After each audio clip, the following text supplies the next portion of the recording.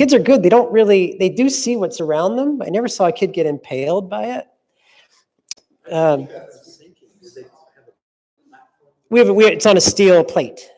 Yeah, steel plate. But again, the kids are loving it. And I enjoyed that. This is where it's like, yeah, I like this making for kids. Okay, let's go on to the next project we did. That's me carving styrofoam, which is I've learned to kind of like doing now. This nice and dusty. Yeah, there's a bee on the nose. The funny, again, it's nice to have a crane in a shop to help do these sort of things. When we make our pieces, you have to spin them around like it's a pig on a spittle, just because gravity. You're working with cement. You can put pennies in cement, but they'll fall on the ground. We've had lots of success and failure with them. So when we're making this bee, we had to do some sections where it's standing on its nose. In Hayward, yeah. And there's Mr. Ferguson loading it onto the flower. And welcome. So people loved it. People were standing on their heads for this art.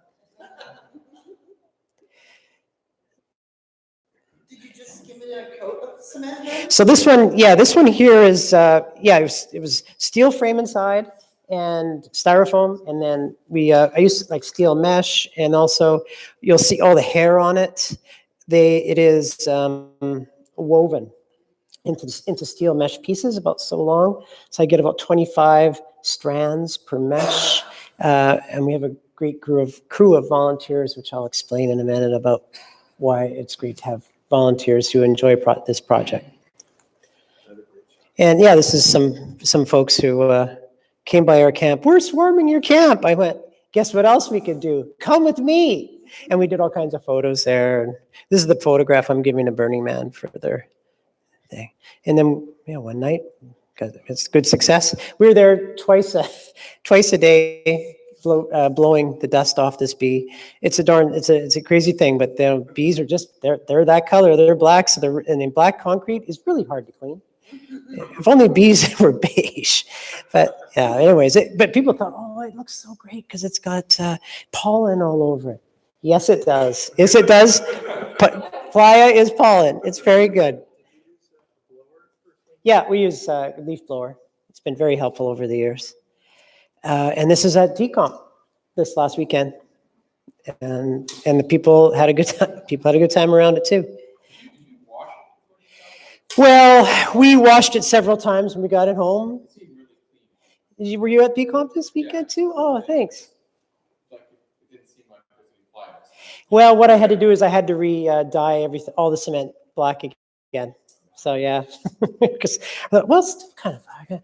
And I started to dye it, and I went, wow, it is really dirty. Okay, so aside from that, this is we always were very grateful for Burning Man to give us money to build these projects. Last year for our autumnal, I built this piece here called Playa Dreamer. It was kind of a tribute to the earlier days when people had those heads on the playa. There was an Argentinian, yeah, the blue head that was out, yeah. Mm-hmm. So that was kind of a tribute to that. I remember seeing photographs of that before.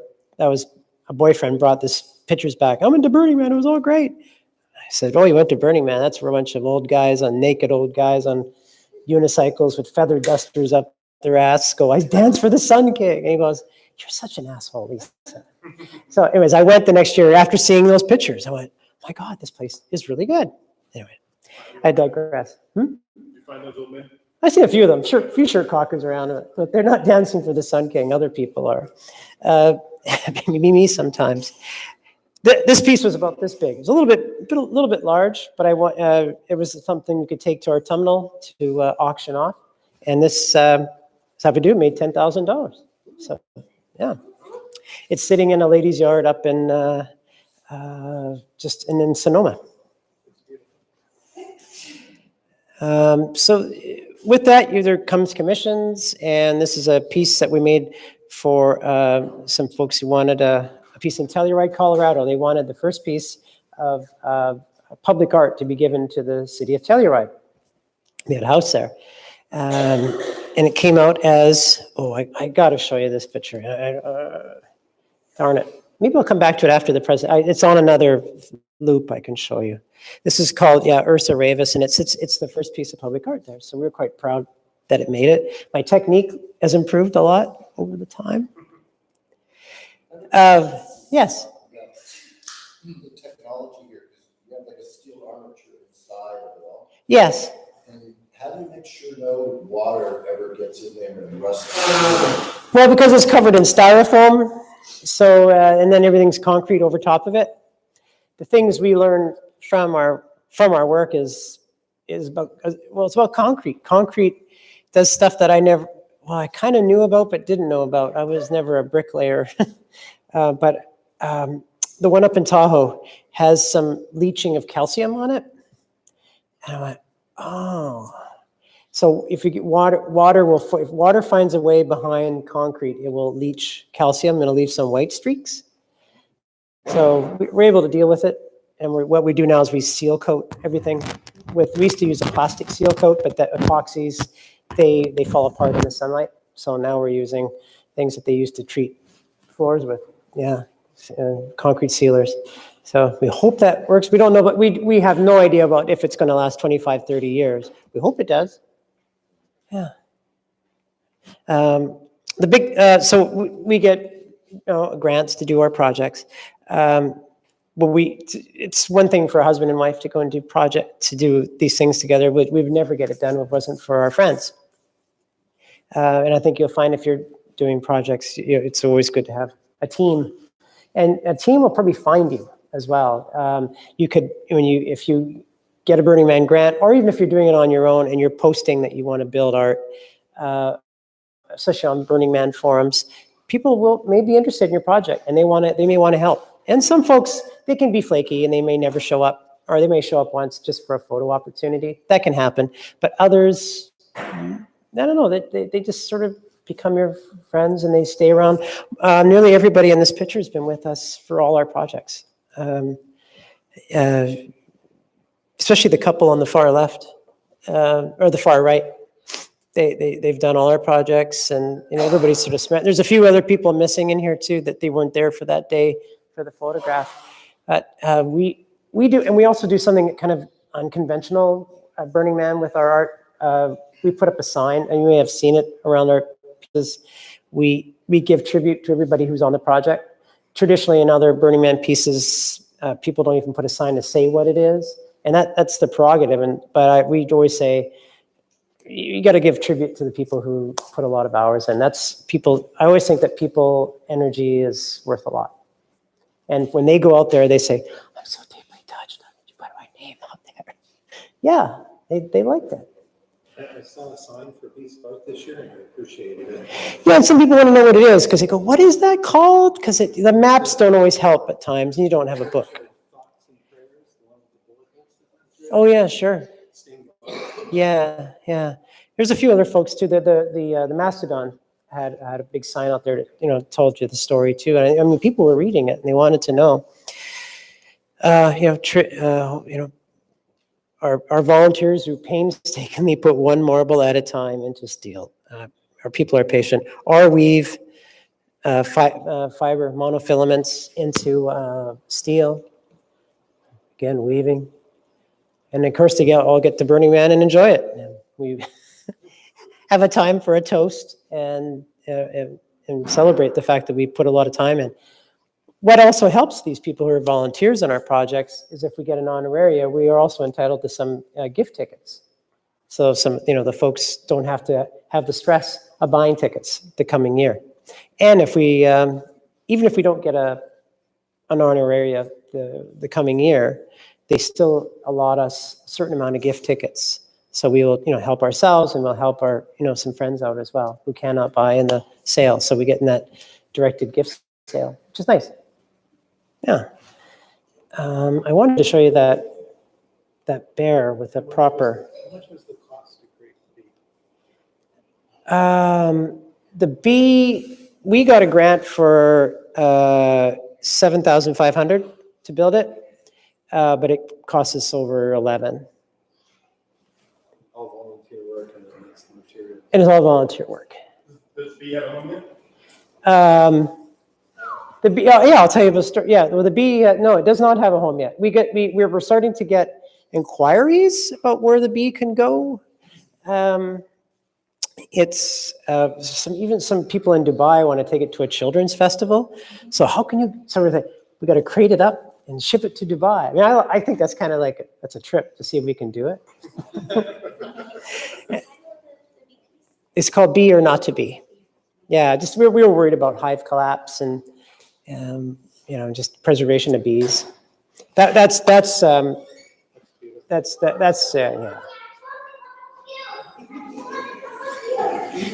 that's one that's in Telluride. If you didn't get to see it before, I was quite happy with how the face turned out on that, and people are enjoying it in Telluride. So it's fun. Yeah, I'll close that down. So I went over a few points about making sure you have like your volunteers and don't overextend yourself when you make these projects. Even when you saw that bee, we came up with these great ideas. Okay, we'll just weave this monofilament into mesh and we'll just glue it on. It'll be fun. But it took a lot of time, and everybody's putting in loads of hours. And I could have used more hair than I thought.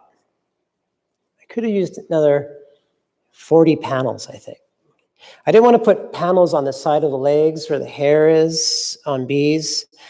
We don't make climbing instruments because people could just use that to climb to the top. Especially kids. I don't want kids falling off of it. Yet I still like the effect. We were working up until the very end on this one, and normally the job takes as long as the time allotted. I think everyone knows when they make these big projects, right? And you're always there's stuff that comes up no matter what. So even if you think you have enough time to get your project built, you don't have enough time. Start as soon as you can. And I keep reminding myself that, and I will never follow that advice, but I'm going to give it to you anyways. Just stuff comes up. But we've never failed our deadlines, but man, the summer is taken up. We say, well, we'd love to go to that party with you guys, or we'd love to go to that wedding, but we have the bear. And that's what we're going to be doing all the time. But we enjoy it. When it gets out there, we sure have a good time. And then, like I said, pieces, they move on from us, they get sold, and we find other places other things to do in our future. And I thought when I started doing this Burning Man art, it was going to be, we just do it's one-offs and here and there we'll try it. But now it's kind of turned into a wee sideline career. So I'm actually going to Spain next week to study with some artists who build art for this event called Las Fallas. And Las Fallas is it's been going on for 600 years. And what the city does is neighborhoods, just like Burning Man, build large effigies and put them in the streets. And some of them are like 3 stories tall. They're like political dioramas, or they're big statements about life. They're 3-dimensional. They're beautiful. It's all CNC carved a lot of times. And sadly, it's styrofoam, which at the end of Las Fallas, everything gets burnt. So the whole city smells like a garbage fire. You can imagine 600 large styrofoam blocks burning, or pieces burning, which is unfortunate because it used to be wood or paper mache or nothing. But CNC machines are just so good. Didn't they do an interesting one of Trump?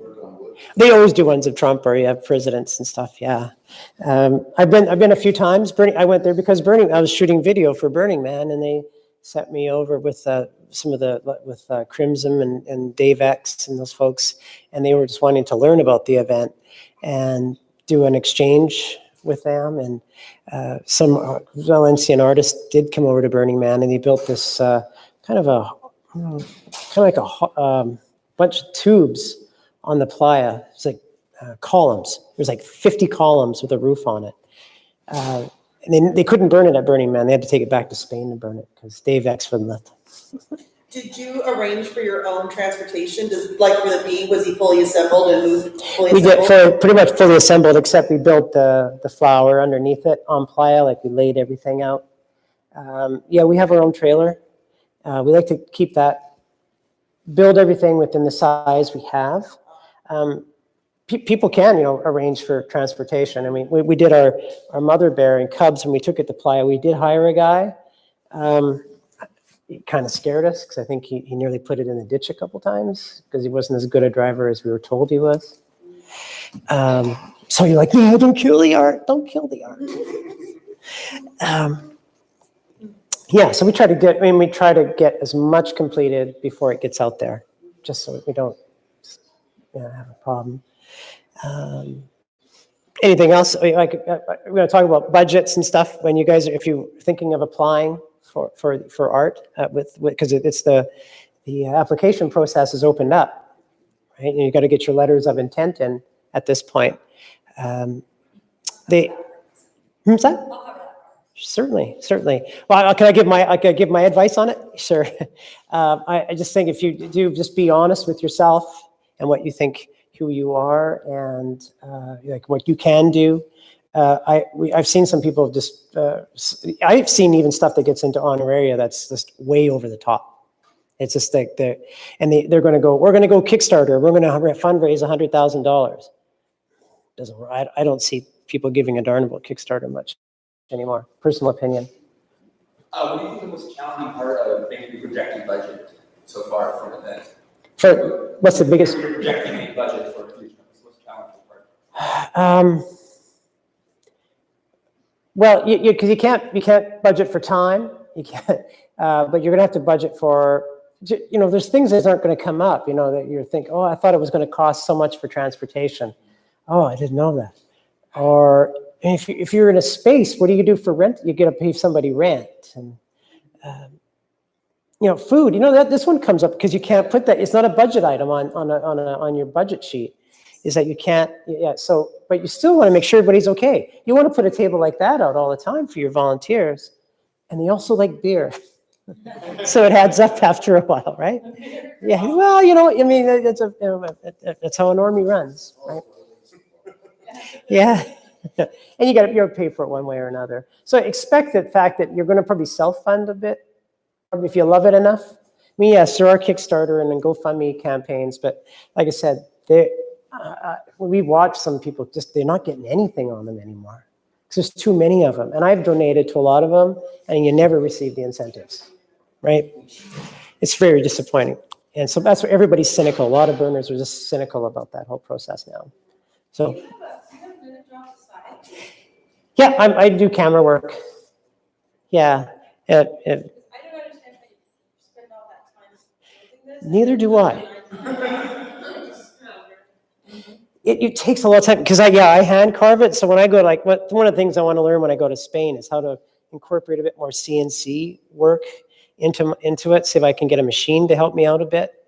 Maybe I can make models and then have it done, because just to carve this bear from the blocks, it's like 2 months of work. And I hired an assistant with me, I'm just carving it. And I mean, I do love the process. It feels great. It's just like I'm looking at photographs and I'm just going, well, this is what a head looks like. I'm like, how the heck did I do that? And I think everyone can feel that when you build art. It's like, I didn't know that was in there, but I'm going to have a beer. But yeah, it's so many hours go into this stuff. Yeah, for sure. And again, you can overextend yourself if you don't have it. They sure do. Yeah, and they can let you down, and you can't make them feel that way either. It's like stuff happens. Someone's sick. Someone's got a wedding. It's like, well, but you got to hope that you get enough folks coming in at the right time. As much as you can. Yes. So this was my first year working with Flaming Lotus Girls. I've worked with Obtanian Works, and we were more low tech. With Flaming Lotus Girls, there's a lot of people that participate. We use Slack. Slack works very well. We have multiple channels for each project. So I worked on the Biddies team, I worked on the GC team, and we would post inside there, and then we had general channels. So Slack was really helpful. Sure. And we're still using it now for discussing projects and stuff.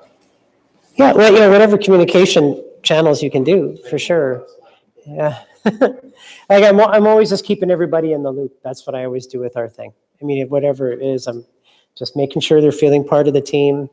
And when they get out to Playa, they're part of the team. And afterwards, part of the team. And now that we're selling stuff too, they get rewards for being part of the team as well. Yeah. All right, let's give. Thank you enough. Yes. Thank you.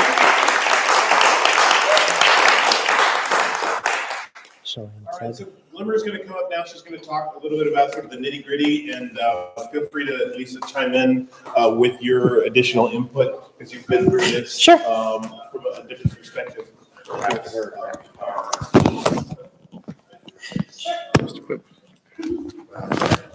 just repeat myself. That's not great. This down one. Right Ah, here. there it goes. Oh, there's no one on the ground. Okay. Do you have a place to clip or how perfect. Okay, just don't lean all the way over. There you go. Is this all me or my panel? This is you. All me. It's a Dog and Pony show. You're not streaming anything, are you?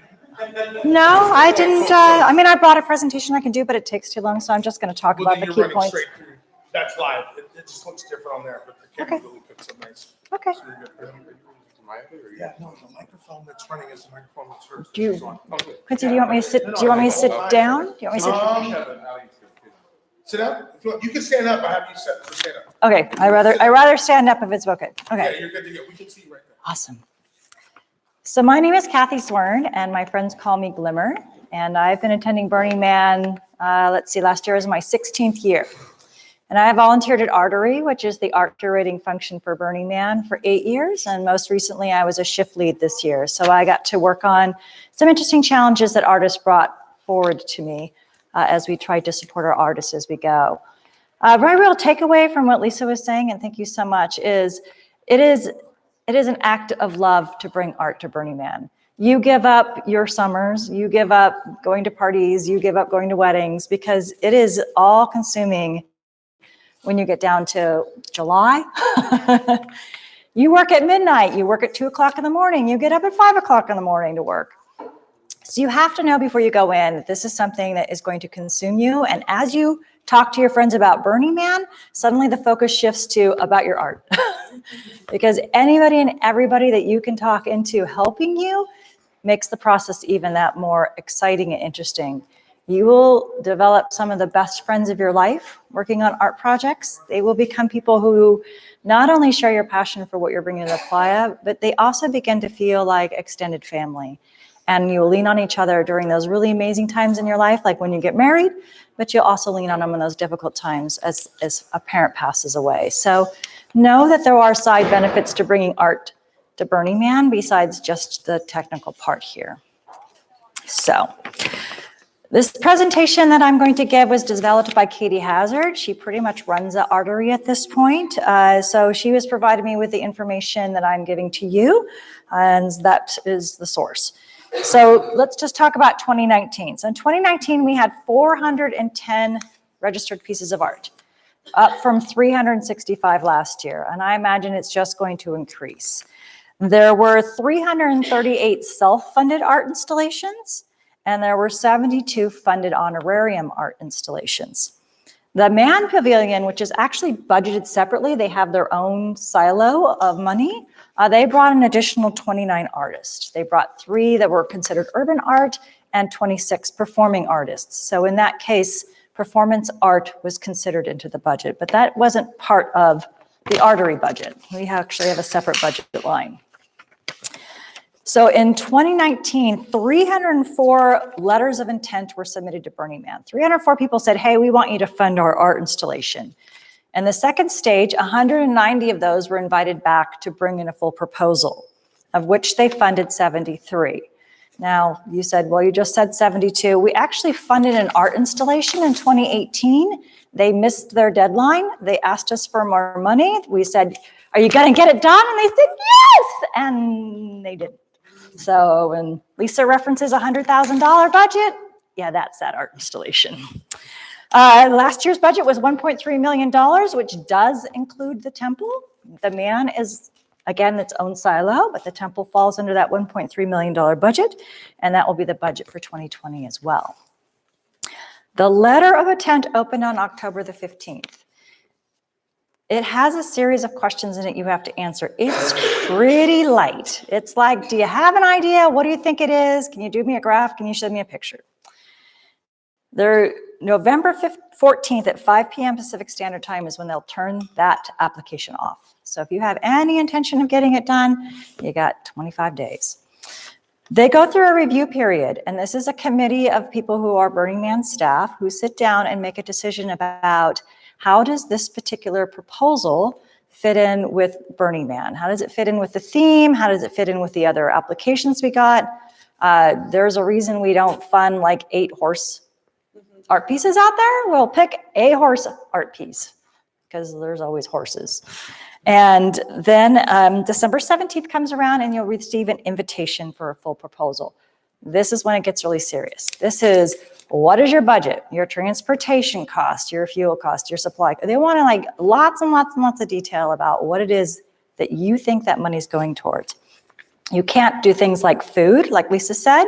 You can't do tickets to Burning Man. You can't do camp fees or whatever. So they're really particular about what they'll budget. And then on January 15th at 5 p.m., that second line will close. They do a review period, and then in late February, they tell you whether you got your money or not.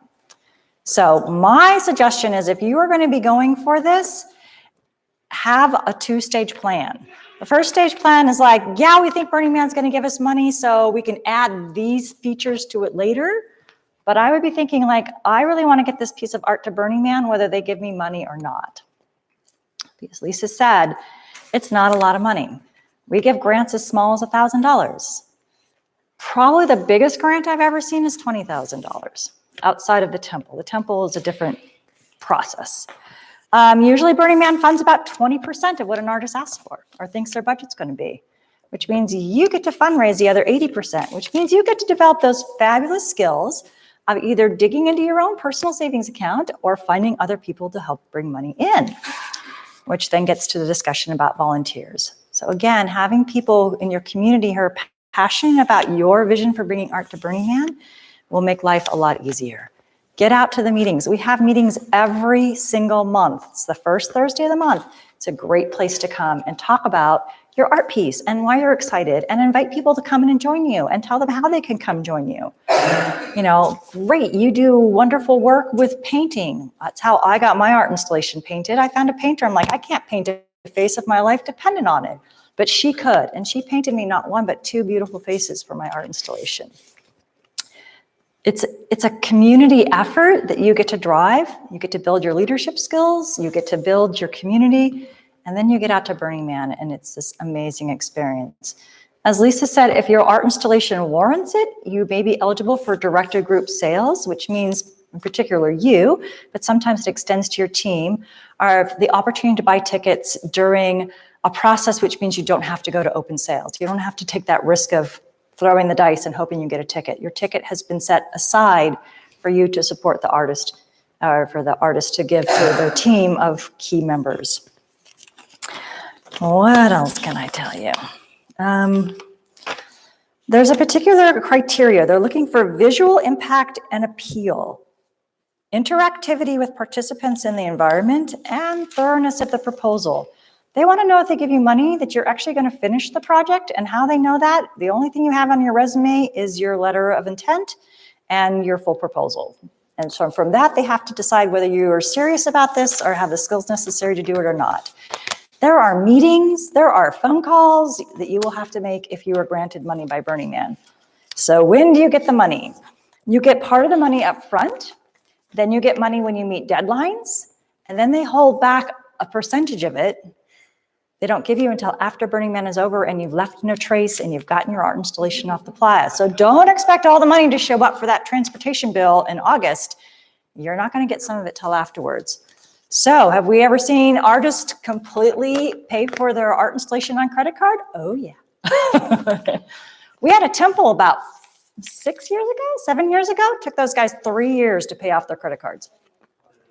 So budgeting is really important. What can you really afford and how much risk are you willing to take for that?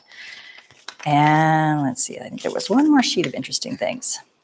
What's funded? Material, supplies, and tools, transportation for the art, but not the people, services like welding, laser cutting, and CNC, and space rental. So as Lisa said, how are you going to pay for your space?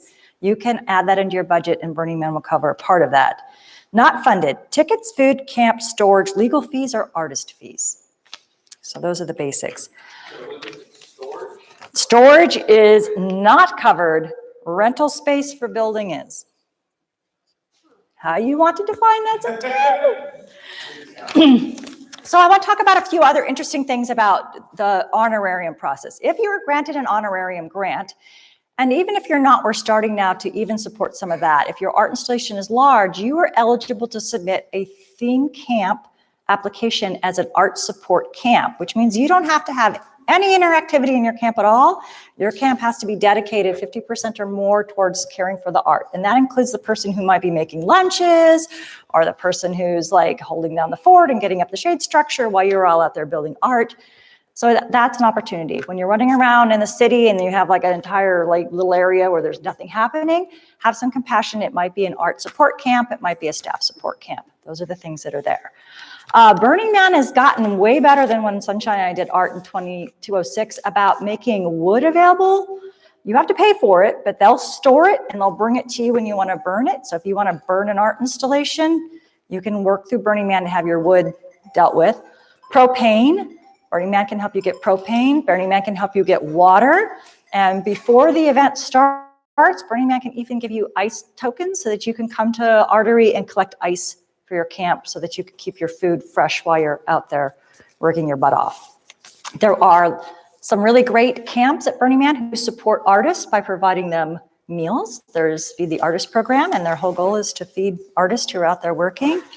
Wheels on Meals goes around and feeds artists. And sometimes if you just stop in a camp and say, hey, we're 10 people, can we join you for dinner tonight? You might get a yes. So there are ways of getting care out there if you need it. I think that's about it. Does anybody have questions for me? So is there any selection process, the honorary selection process? Do you feel that they favor a larger installation versus smaller ones? So is there any kind of the main criteria that goes into it? It's really important that you understand that what Burning Man is looking for a spectrum. So like I said, it can be a small art installation of $1,000 because they really want to support the artist in bringing that piece. And then they have some really big pieces. There are some repeat artists. Kate Rattenbush brings out pieces, Flaming Lotus Girls. These are big, big budget pieces.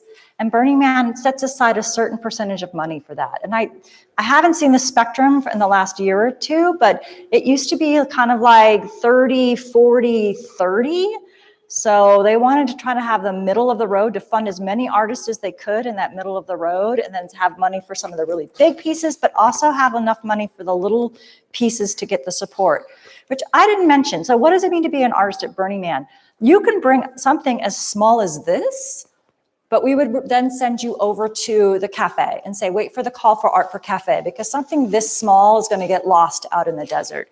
You can bring something as small as this, and we will place you in the art park, which is a small area that we have set aside for small art installations for people to kind of casually go through, you know, especially for little people who can't hike deep into Playa, but to have an intimate area. You can have things that are, you know, monstrous, like the Folly.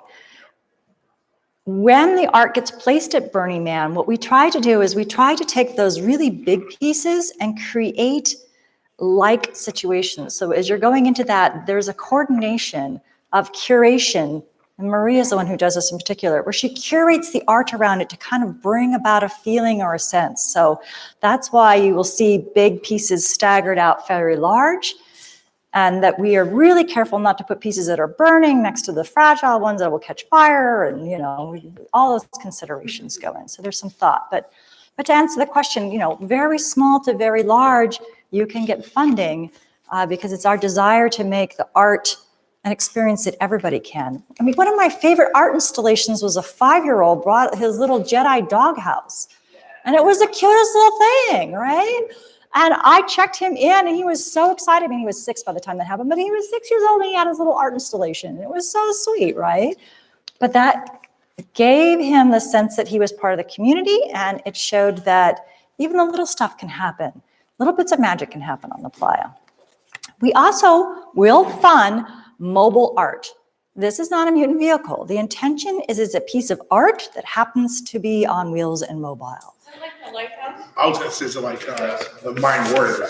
No, the Mile Warrior is intended for recreation, distribution of music, and it's meant to be out there doing its other purpose. I'm talking more like El Popo. El Popo is a fire burning thing. You really couldn't put that many people on, and I think they had a capacity of like 6. What about Monaco? But if you were at DCOM, you saw the little tea houses that were on wheels that got pulled by a trailer. That was actually an honorarium art piece because you can't really put that many people in there, and it was meant to be a visual moving art piece. The big wheels were like that as well, right? They were never at the same place every night. They had a pattern they were working their way through. I thought the But- lighthouse was a stationary art piece until it was like at a fuel station, at a fuel station. And I'm like. Right. that was a So great one for- it's always a small percentage of the budget. And remember, the intention is not to move people or to have performances office. Burning Man does not fund art installations that are performance stages. So things like the Mile Warrior are considered a performance stage, right? It's a place for a DJ to present his art to the world. The Tree of Tenere was considered an art piece because you could come and jack into the music, but whether there was music there or not, the whole experience was to be felt. Just like if you were at Burning Man this year and you went to the Flaming Lotus's Girl, it was a sitting area, but it was meant to create a community environment at which random acts of performance could happen, but that wasn't the intention of it. The intention was to create this community space where people could interact. Would the Pac-Man Ghost qualify for that? The little art cars that move around like Pac-Man ghosts? Yeah, the little three, it's 3 of them. I think that probably would not because it's a very limited, again, it wasn't perceived to be something that was expressive of a larger art vision. Because they became a mutant vehicle, and it may have been their choice. Maybe they just said, I want to be a mutant vehicle. I want a night license and a day license and whatever. Okay. And I don't want to have to subscribe to some pattern of transportation and have a place where I park it for time periods where people can come and look at it and interact with it. Could do that anyway, but yeah, that's fine. Yeah. With consideration, you mentioned 2-day and night licensing. With art pieces, how much consideration goes into how much is activated for day and night? Is there a limitation where it must be both? I wish I had a better answer for that. My own personal experience is we had so many dark wad art installations out there this year that I am like, how the hell did you pass safety on that one, right? I think that it's really important that art be illuminated out there. Now, whether it's active at night versus daytime, I mean, if it's a beautiful art installation that's just a series of hammocks and it's not lit, it's lit up at night for safety, but it's not lit up to be like a raver toy. I don't know that actually weighs in as much as to what it is. They want it to be interactive, and they recognize that some pieces are designed for day use and some pieces are designed more for night use, and some it doesn't really matter. But for God's sake, please keep them illuminated. The craziest things happen. And in 2013, I walked out of camp and there was this beautiful rocket ship, and the whole rocket ship was like this. It's an art car driven into it in the middle of the night. Somebody out here to crane that baby out because it is literally getting ready to topple, and if it hits somebody, it's going to be a horrible thing. And somebody just ran into it in the middle of the night. Sunshine, I almost ran into the same gosh darn art installations 3 times this year because if you came at it from the city, you could not see it until you were almost on top of it. So lighting is really, really important. And it's so light out there. We have so much artificial light that now it's harder to see the little lights. Little garden lights aren't going to cut it. Get those babies illuminated. You guys approved the rat trap last year, and that was completely dark, and that's straight out to deep line. You couldn't see that. My Yeah. friends go through that on bikes, so Yeah. they weren't dangerous. Yeah. So Hell of a time keeping up with lights. That's all they do. Is that's all they do. light art. Yep. That's all. We have an entire division of arturians, and their whole job at night is to drive around in a golf cart and put lights on things. Because and the dust, sometimes it makes it worse. Nowadays, lighting is so much easier than it used to be. Everything's solar power. Nowadays, to light an art project really well, you almost don't need a generator running all the time. You can do it with a car battery and LEDs, and then you charge it, however long the generator runs till it runs out of gas, but the art will stay lit afterwards for the whole night. So it's just become a lot easier to do radically illuminated art. And I recommend everybody do it, because whether you're trying to get a grant or not, or an honorarium or not, art's cooler if it's cool in the daytime and at night. It's just better because it's only there for a week, so make it worth every moment. So November 14th, 5 p.m. It's the deadline. Get that letter of intent in. All right. All right. Thank you.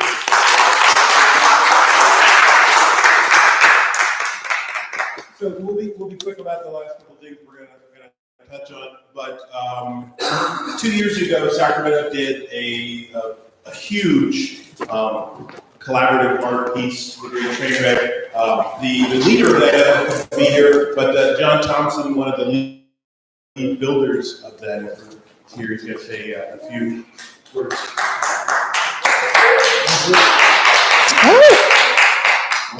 Hi. Did anybody go to Burning Man 2018? This is our baby. Sacramento got together with Reno, and we made a couple of trains, all out of wood, and we set on flight and burned it on Friday night. It was spectacular. And there at the top of this final line that will show you how many people showed up to that burn, and I'm very proud of that moment. And Ed asked me to just tell you a little bit about the process of that, getting that project done. I was originally approached by Red, Debbie, to make art for the train. I do plasma cut metal art. And she offered to allow me to put my art on the train, and then they were having some difficulty getting a lead builder for the project, so I volunteered for that as well. And there was a lot of gathering of the crew for that. And once we got going, it really was the crew of volunteers that made the thing run.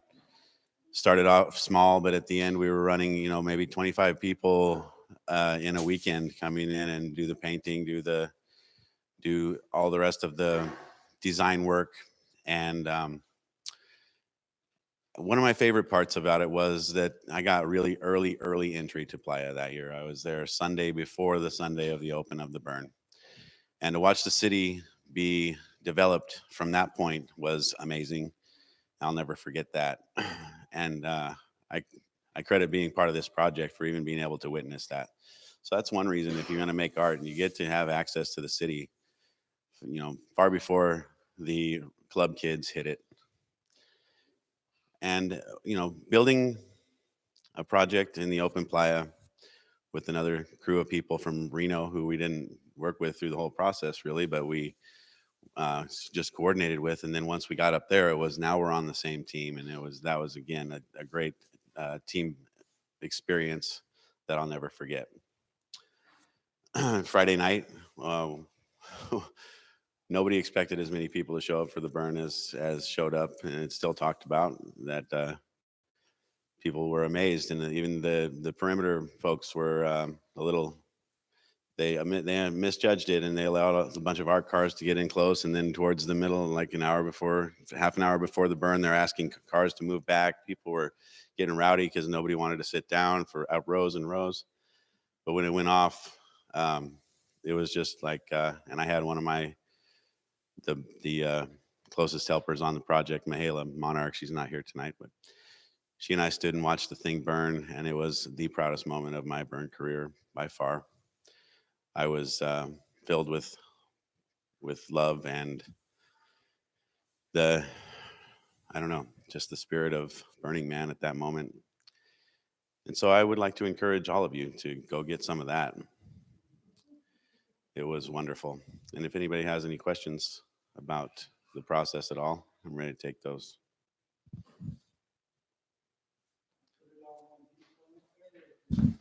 So we built it. He asked the question, was it all in one piece? Or when we took it up there, we built the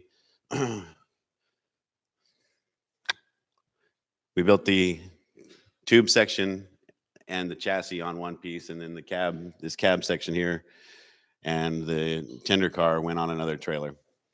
So it was two trailers, two big rig trailers, and also a bunch of stuff went into individual people's cars here and there.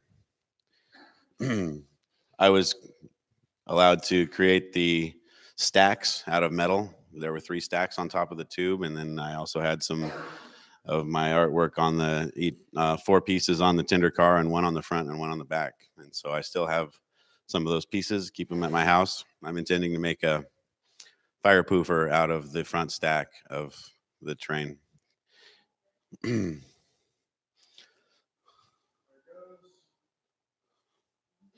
That's the Sacramento train over here. Little quick snafu on that. I like to say we won because if you look at this thing closely, Sacramento train gives a little hip check. Gets underneath their tent, we were calling it a hippie catcher, the pointed front of it. And so theirs was not as substantial as ours. So we went right through theirs, and ours went underneath the chassis, lifted their front wheels up. And there's a video you can see of their front wheels actually spinning on the track after they were. So I'd call that a win for Sacramento. This is from the top of the Monaco. I was amazed. I did see we weren't involved with the pyrotechnics. That was Dave. I'm sorry. Its name is escaping me. But when I saw the outline of the trains light up, I was really excited. I sat and watched as the thing burned and my stack was just sitting there, and I just happened to be looking right at it when it fell through and it fell straight down.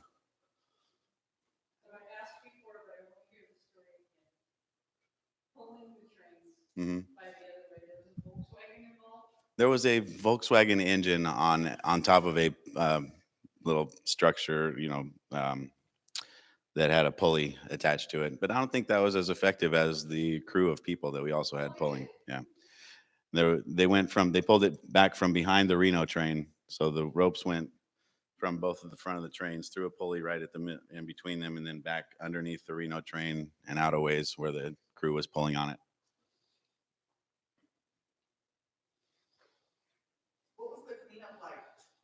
There we go, right there. That's us. OD, you want to take that one? Oh, OD's not here. There was 3 days of cleanup, and it was mainly people were. It's decided that we don't like fireworks anymore, but we love fireworks. But the cleanup from the fireworks was probably the most tedious part because it was spread out.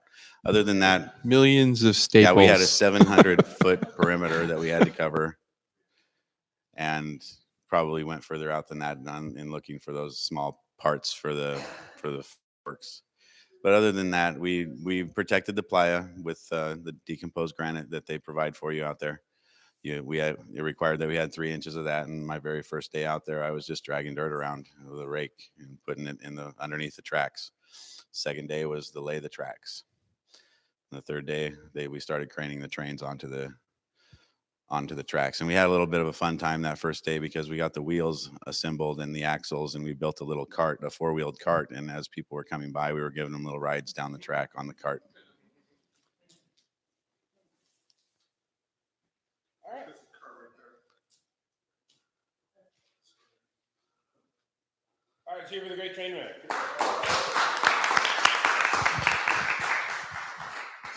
Benjamin Newman, who built the giant pinball, which you can see in the picture there, he couldn't be here, but he's a recent transplant to the Sacramento region, and they built the pinball machine at the Hacker Lab.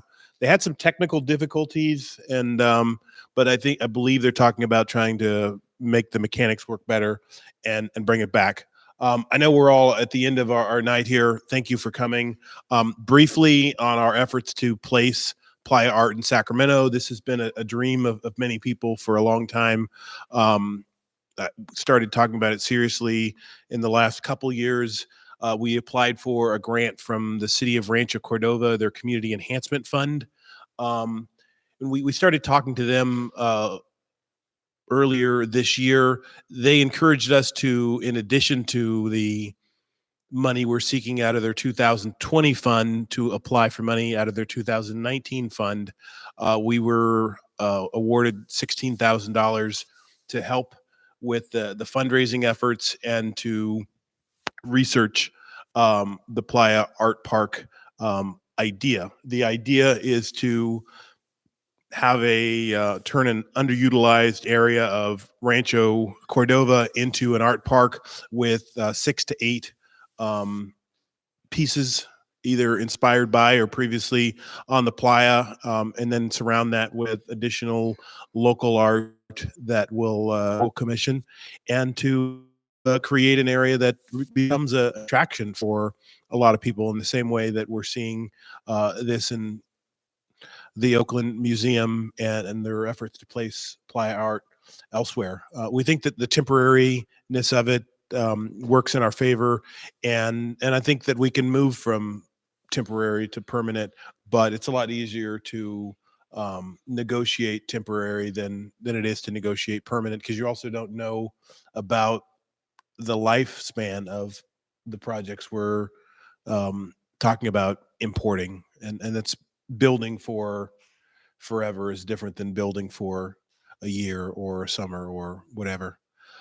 So that's kind of where things stand with that. We're meeting with the assistant city manager next Monday about a particular parcel that the city has. We're also reaching out to Kaiser Permanente about some land they have and financial support for that.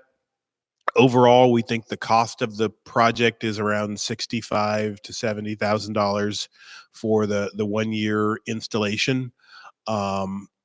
We're going to be asking for around $25,000 from the municipality, and it's going to require that we raise the rest of the funds. We're going to look into grants from SMUD and other places, and it's really going to have to be a collaborative effort. And then it comes down to like the negotiations. We're basing our numbers based on what the Reno Playa Art Park did. So we're not going to be able to pay Coachella prices to rent the art. We're going to have to pay burner prices and hope that they share our vision, and that it may lead to a permanent placement that can pay you closer to what your real value of the art is. Do you have any questions on that?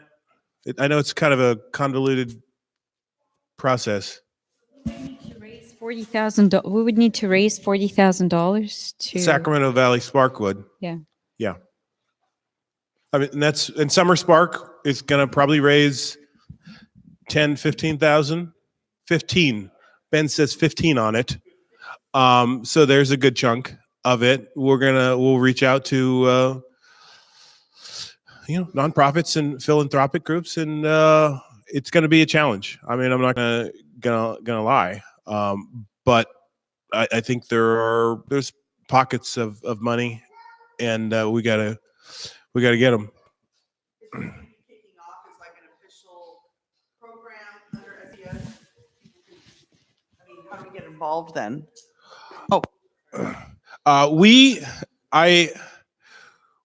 envision that some of the work is going to be done through contractors that are working for SVS. I still need to talk to some ethics people, but my interpretation is that like all the board would be ineligible for that, but that we could hire consultants not working for the board to undertake this work. I've written job descriptions of some of those positions, and some of the positions could be negotiable based on what the art director kind of lays out and their vision for how to get all of this done. Are there grants then that you're looking to give out to get the art there, or you're mostly focused on making the place and then bringing the art in? No, I mean, it's all got to be part of that same budget. So if you look at the budget of 60,000, say 10,000 is going to the artists and 5,000 for transportation, and you've got to do the site. And this also assumes that we're going to be able to get either decomposed granite or stone donated, and some other fencing things that we're looking at getting in kind contributions. We're inspired by the 10 principles, but we're not going to strictly adhere to all of them. If we need to do signage to thank a sponsor or a contributor in kind work, I think that's appropriate in this sense or this environment. Any other questions? And again, we hope it will be a mix of local art and local people that are doing some stuff. There's the Sacramento Playa Art Park Working Group, and I'm sharing sort of my inner thoughts in that space there. And there's a map of the location will be which is our primary goal location. And we also started to contemplate what that might look like in addition to the art, and trying to include a walking trail and some garden stuff and some other ways to interface with other nonprofits that would have a like mission. So if we're going to be making a space, if there's enough room, then we'd like to add those other components there to make it a more burner kind of community experience and not just us. And, and my vision is that the more that we can get other nonprofits and other groups that are using the space as their own, then the better we're coming to like making it real. It shouldn't just be our quarterly activities. There should be the poetry groups and sketch groups, and we can turn it into sort of a community living room or play space. That's the goal anyway. What's that? Isn't there a community participation? Yes. Yeah. Yes. That's the whole role of someone who just is the community liaison that will hopefully arrange all those facilities partnerships. Yeah. Yeah. Through creating those relationships and bringing those into fruition.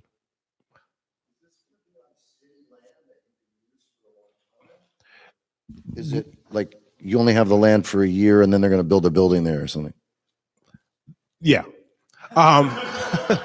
So there's definitely permutations where we could be somewhere that isn't city land, but one of the places we are looking at is city land and is destined to be an arts location. So they're looking to build arts there. They're out for RFPs now, looking to build essentially a space like this that has some level of housing, some level of community activation space. So we're hoping to be in that space for a year and then go. And that's really the sell to sort of the municipal people that you're going to be gone. And what my hope is that we do so good in Rancho that Sacramento is going to be like, how come we don't have that? Or other places are going to be asking for us to help bring life to other places. Well, the reason I ask is way back when I was working with Braff and we started taking art out of the Playa in San Francisco, we said, let's create permanent places for temporary art because a lot of the cost is in the site prep. It's running power to your site for the lighting. It's the base for, that holds the weight.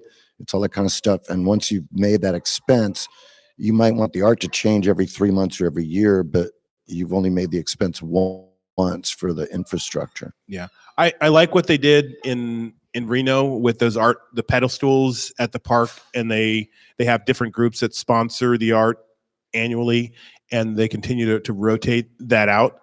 I don't know if what the pedestal idea or the permanent rotating temporary art I don't know if it would fit at this location. There are some other locations that if this doesn't become the place we go to, that maybe we could propose that, because I do like that idea of creating places that we can plop down art and keep replacing the temporary art. We do know about Parking Day. It's a shame that we haven't participated in Parking Day because I think it's totally mission aligned, and it was on our agenda to participate in Parking Day, and we didn't. Parking Day was created by architects to sort of take back some of the urban jungle and turn it into active spaces. So they take in various firms or groups will adopt a parking space and turn that into a little parklet and things like that. On the street, you just take over a parking space and you've got a little zone there, and you got a little cafe or a little pool hall or whatever you want to do. Parking lots, but this in Sacramento, it was half a street. It was half a street. They did. I saw it this year. I just caught the last half. When I went to San Francisco, they had a parking lot, and they showed a documentary about a parking lot. So it was pretty thing. So you can be imaginative. Mm-hmm. Now we've got lots of plans. Some of that requires additional manpower to do some of these things. But I thank you for your support and for being here today. Feel free to ask Lisa or Glimmer or I any questions you have. And again, thank you for coming. Also want to recognize our other board members that are here. Tim Alicio was our tech. Angela Gentry is also on the board. DQ handled our sound, or not sound, but the videos stuff. Comet is over there, vice president of the board. Ben's event lead for us, so a good showing here. Former president Crafty's here. Again, thank you all for being here, and let's make some burner art.